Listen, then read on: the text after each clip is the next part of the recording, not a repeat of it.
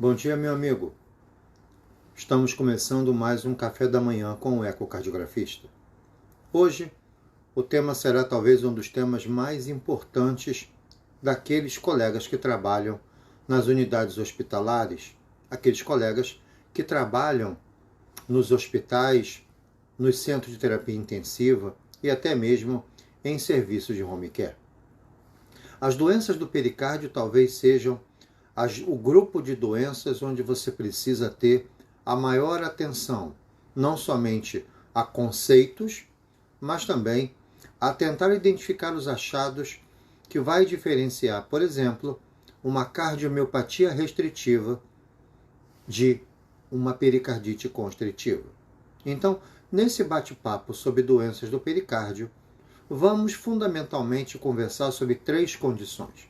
A primeira condição é o derrame pericárdico. Lembrando que o derrame pericárdico, na sua grande maioria das vezes, é uma consequência de um processo inflamatório do pericárdio, ou seja, a conhecida pericardite. Lembrem que a pericardite, ela inicia com um processo agudo e depois, dependendo se essa inflamação persiste ou não, além de 3 meses, ela cronifica. Ela agora se chama de um processo crônico. Então, a pericardite aguda, o processo inflamatório do pericárdio, ele pode gerar complicações, dentre elas o derrame pericárdico.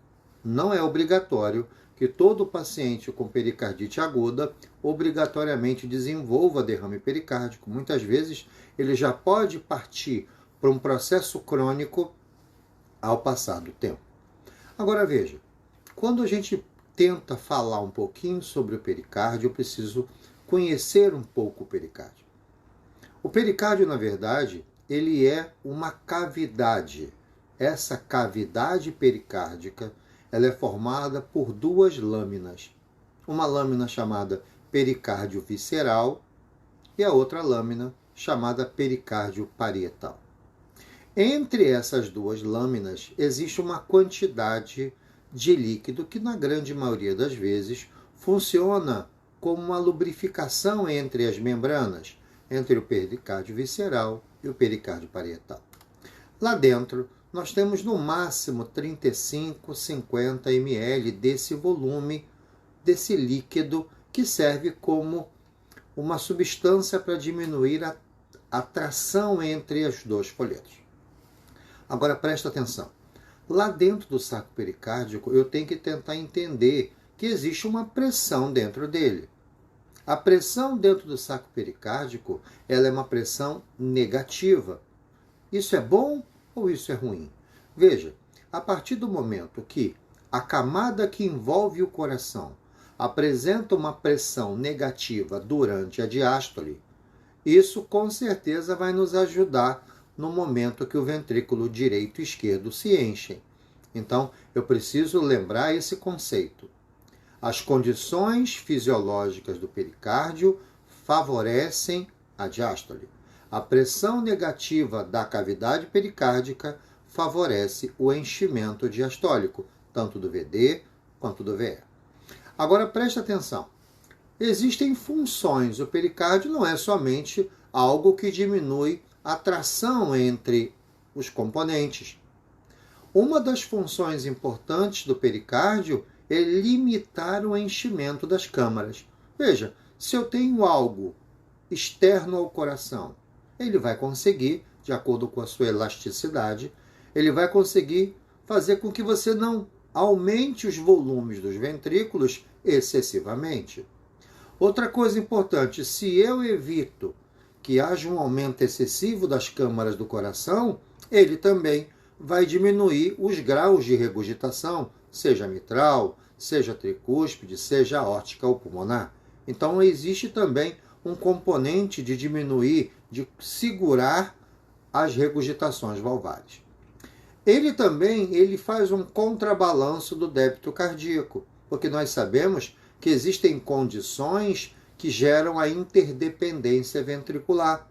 Quando eu tenho um lado ejetando mais, eu tenho um lado ejetando menos. Existe um equilíbrio para manter esse esvaziamento em padrões de normalidade. Outra coisa importante, o pericárdio também é uma barreira mecânica para a infecção. Nós sabemos que às vezes eu até posso ter um processo de uma infecção do músculo, uma miocardite, às custas de uma complicação do pericárdio. É a chamada miopericardite. Mas ele também funciona como uma barreira. Eu posso ter um processo inflamatório no pericárdio e não chegar ao músculo cardíaco, não chegar à fibra miocárdica. Lembrando também que o pericárdio também apresenta um efeito imunológico, uma vez que dentro dessa cavidade pericárdica, desse líquido pericárdico, existem agentes imunológicos ativos. E outra coisa importante, o pericárdio ele vai neutralizar os efeitos que a respiração e a mudança de posição podem gerar no coração. Então vejam, quando a gente começa o nosso exame, e geralmente no nosso corte parasternal longitudinal de câmaras esquerdas, você vê que no começo você abandona um pouco o VD e o pericárdio. Esse tema de hoje vai tentar fazer com que você entenda a necessidade de olhar para o pericárdio já nesse momento. Se você entrar no carro, ligar o motor e botar a primeira marcha e sair, você não vai diagnosticar as doenças do pericárdio. Diagnosticar derrame pericárdico é muito simples, porque aumenta a coleção de líquido entre as membranas, facilmente você vai identificar o derrame pericárdico. Mas o bonito, o elegante, a excelência é você conseguir ver o brilho excessivo do pericárdio, é você conseguir ver o anel valvar mitral movimentando-se diferente, ou seja, o anel lateral com velocidades diastólicas menores do que o septal. Isso vai sinalizar que existe cálcio no anel. Isso é um marcador da pericardite constritiva, o chamado ânulus reversus. Então, eu preciso, quando eu começo o meu exame, perde um tempo olhando o pericárdio. Dá uma olhadinha se existe alguma coleção, mesmo que pequena. A gente vai entender hoje o que é uma condição fisiológica de aumento de líquido, o que já é derrame, como eu identifico o tamponamento. Então, isso é importante, principalmente para aqueles colegas que vão trabalhar nas unidades hospitalares. Então, veja, quando a gente trabalha com o pericárdio, o que eu tenho que entender? O pericárdio ele é uma câmara, e essa câmara pode ser estudada através de métodos diagnósticos. O ecocardiograma disparadamente será o método mais usado na identificação do derrame pericárdico, na identificação do tamponamento cardíaco num paciente internado à beira do leito, e também será um exame de grande importância, dependendo do treinamento do ecocardiografista, para estudar os quadros de pericardite constritiva.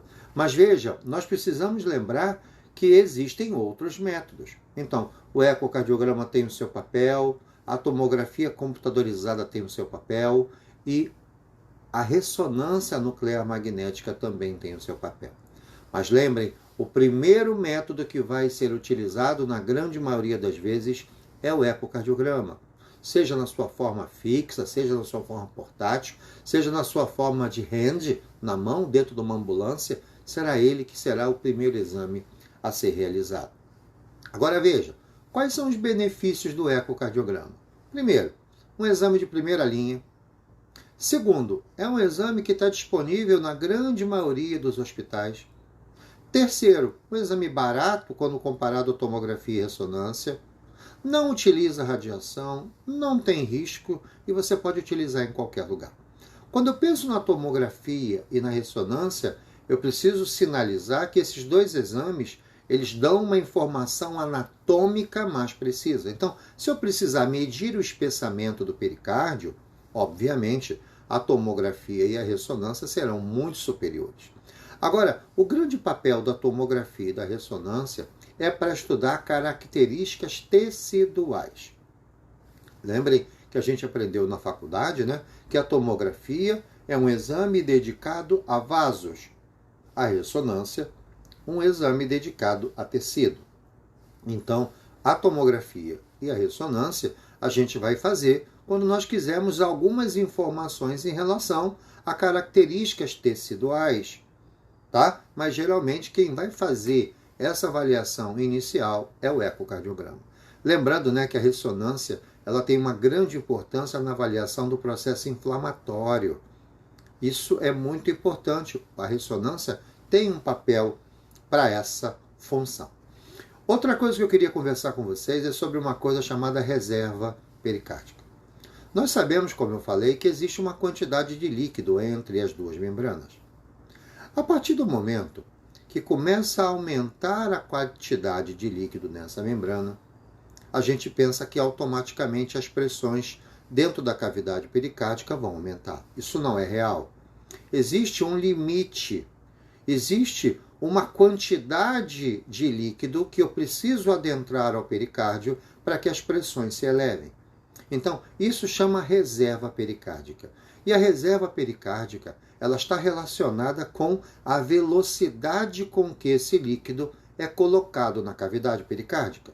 Então, vamos imaginar que a gente pega um cachorrinho de laboratório e a gente coloca um catéter dentro da cavidade pericárdica. Se você começar a infundir soro fisiológico dentro dessa cavidade do cachorro e essa infusão for lenta, você vai observar que o cachorro tem uma evolução boa. As pressões não se elevam abruptamente, ele não desenvolve quadros graves e não morre.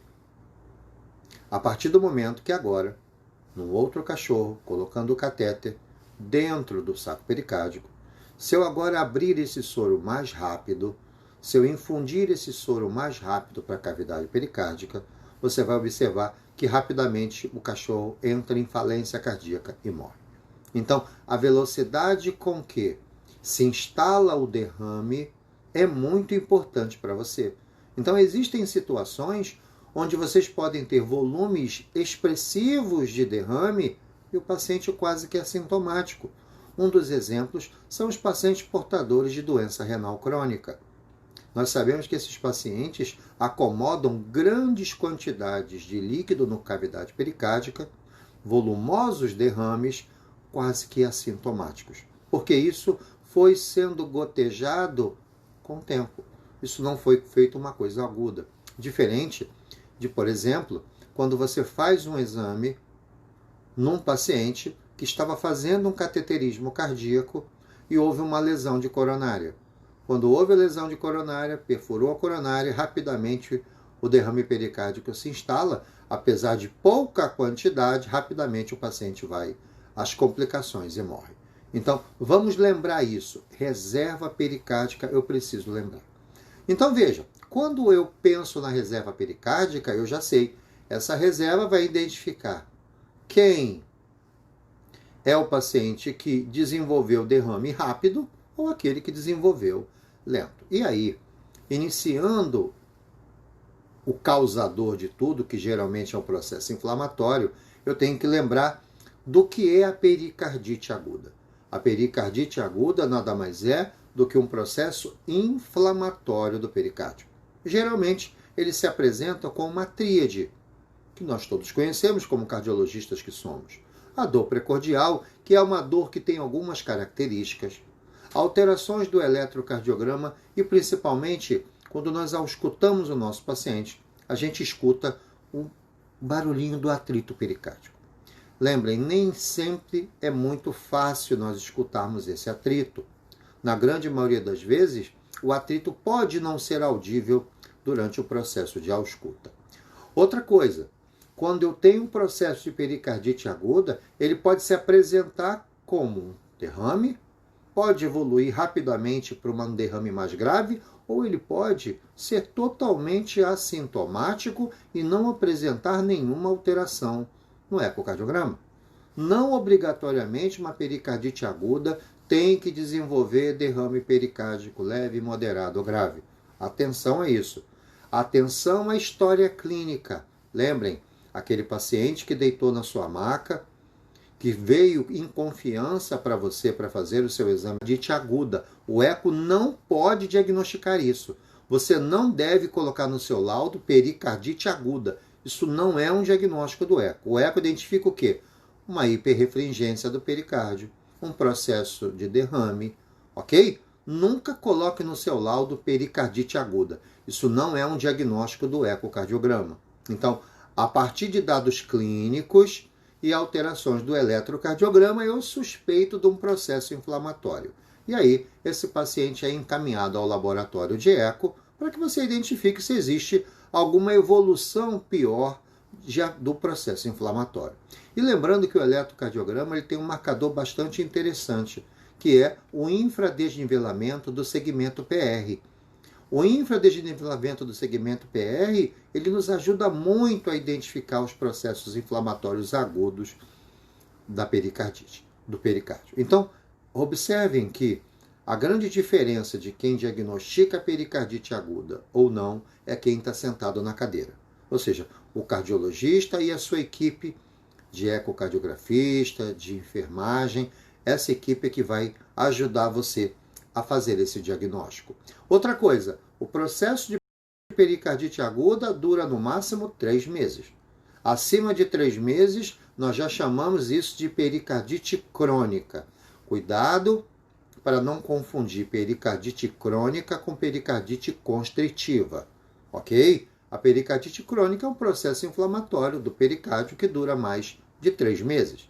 Se ele vai complicar com calcificação, aí é outra coisa, é doença evolutiva, ok? Outra coisa importante, as causas de pericardite. Existem causas infecciosas, geralmente pós-viral, tuberculose, bacteriana. Existem também complicações inflamatórias.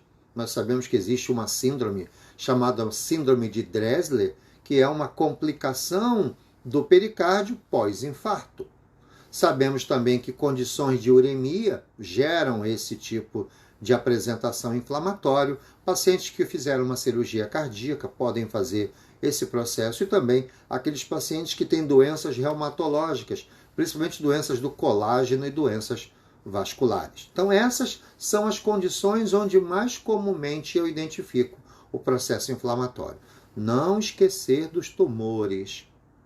Lembrem que às vezes existem tumores que podem gerar alterações secundárias no pericárdio, ok? Agora veja, o que as novas diretrizes dizem?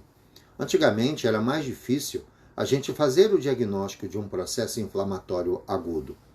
Hoje, segundo as novas diretrizes da Sociedade Americana de Ecocardiografia, existem pontos que devem ser feito um checklist para identificar se eu tenho uma maior ou menor probabilidade de diagnosticar a pericardite aguda.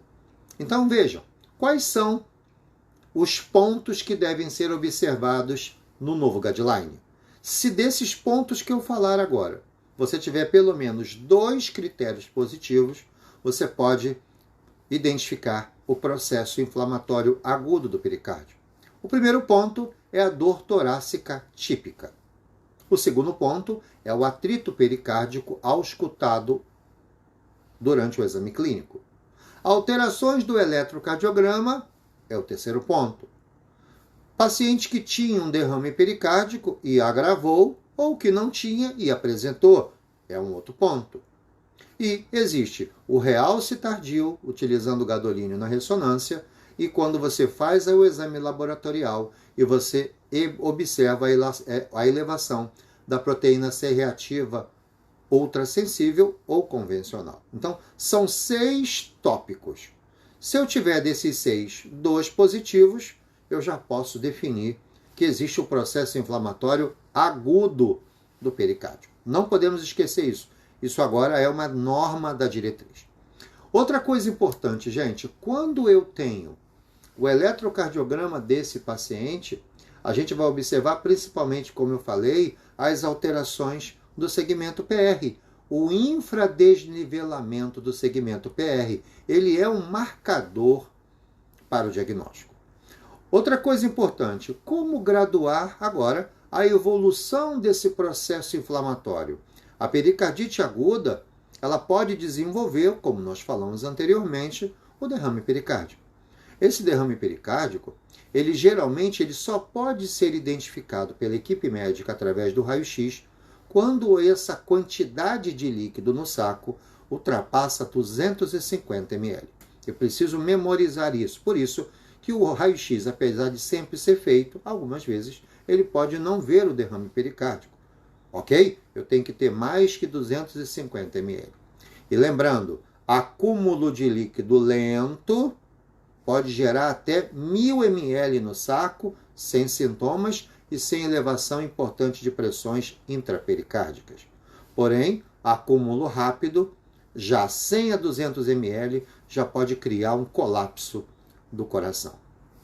Qual é o percentual de pacientes com derrame pericárdico que vão desenvolver a condição mais dramática dessa série, que é o tamponamento cardíaco?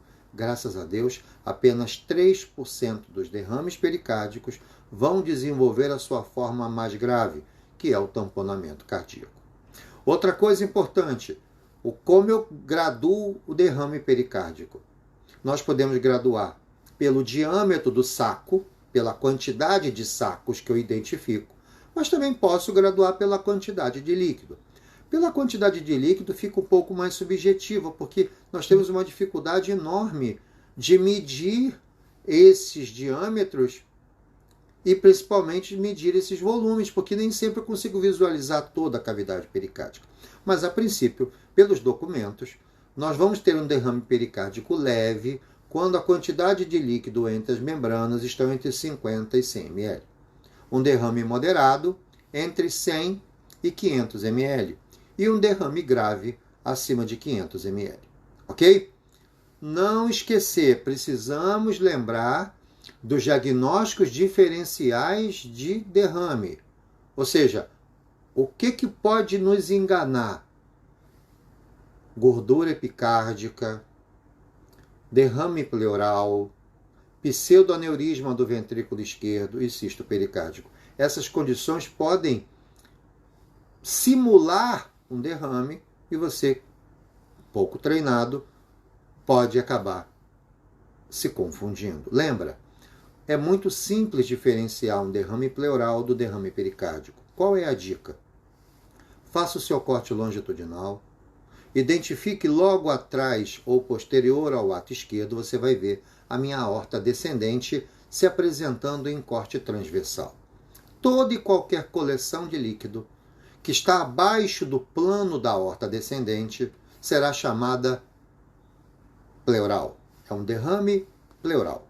Todas as vezes que a coleção de líquido está acima do plano da aorta anterior, lembra que eu estou num corte longitudinal, acima da aorta descendente, esse é um derrame pericárdico. Então, muito simples. Não tem como a gente errar. Muitas vezes você vai ver derrame pericárdico e derrame pleural. Nós sabemos que existem pacientes que podem apresentar o que nós chamamos de policerosite, que é a doença onde eu tenho líquido em todas as membranas. O doente tem derrame pericárdico, tem derrame pleural, tem ascite. Tá? Então, tudo isso vai estar correlacionando com processos mais graves, chamada policerosite. Então, outra coisa importante, quando eu olho para o derrame pericárdico, eu posso já graduar a sua intensidade pelas medidas. Então veja, você encontrou um derrame pericárdico pequeno, menos de 10 milímetros. E você observou que quando você coloca a linha do modo M, aquele derrame pericárdico ele só aparece durante a fase de sístole. Ele não aparece durante a fase de diástole. Se isso acontecer, o diagnóstico é aumento fisiológico do líquido pericárdico. Para que eu tenha o diagnóstico, entre aspas, de derrame, precisa aparecer a coleção líquida, tanto na sístole, mas principalmente na diástole, que é o momento que o ventrículo enche. Na sístole, como as paredes se aproximam, isso pode gerar um favorecimento do aparecimento do derrame. Por isso que eu tenho que olhar para a diástole. Encheu o ventrículo, apareceu lá aquela linhazinha preta do modo M, confirmou. E aí, se ele tiver menor do que 10 milímetros, tanto na sístole quanto na diástole, derrame pericárdica leve. Se ele for visto com diâmetros entre 10 e 20 milímetros, moderado, e acima de 20 milímetros, importante. Observem também a quantidade de bolsas. Geralmente, quando você identifica mais de 2 bolsas, há uma tendência de você automaticamente classificar esse derrame como um derrame moderado. Ok isso?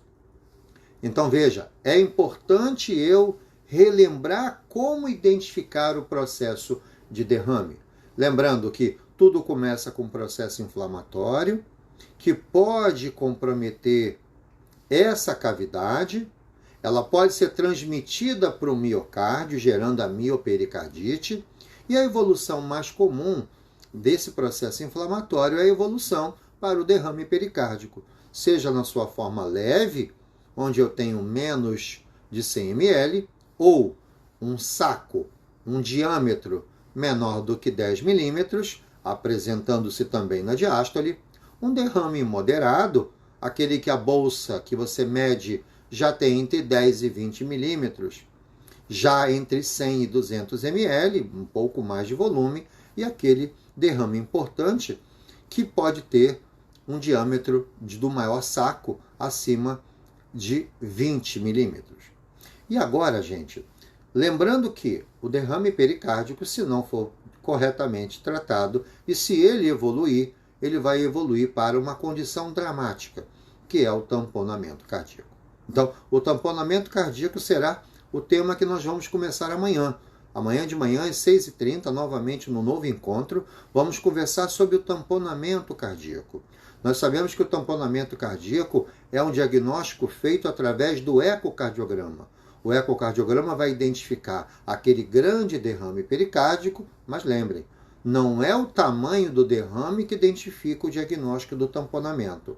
O tamponamento será feito, o diagnóstico, através de manobras que o ecocardiografista faz na hora do diagnóstico. Então, eu encontrei um derrame pericárdico moderado, o paciente está muito sintomático, eu agora vou fazer as manobras. Vou utilizar o Doppler do fluxo mitral e o Doppler do fluxo tricúspide e vamos observar o comportamento dessas curvas espectrais. Mas vamos deixar isso para amanhã. Nós já estamos chegando às 7 horas, não quero que vocês se alonguem. O nosso bate-papo sempre é uma coisa prazerosa, nunca deve ultrapassar 30 minutos, até porque com 30 minutos a gente consegue bater um papo bem agradável e já estimular também para a agenda de vocês. Tá? Então, queria mais uma vez agradecer a presença de vocês. Então, amanhã, às 6h30, a gente vai conversar um pouquinho sobre o tamponamento cardíaco. Se a gente não conseguir falar sobre o tamponamento cardíaco até o final, eu me estendo um pouco mais, e depois a pericardite constritiva para finalizar o nosso módulo de doenças do pericárdio. A doutora Thaís está perguntando se as aulas ficam gravadas. Ficam sim, doutora.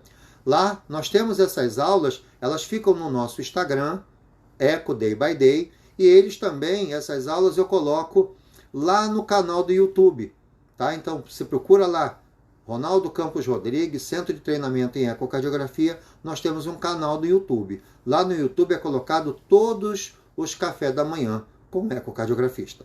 Obrigado, amigos, mais uma vez pela presença, e a gente se encontra amanhã de manhã novamente com o tema tamponamento cardíaco. Um grande abraço a todos!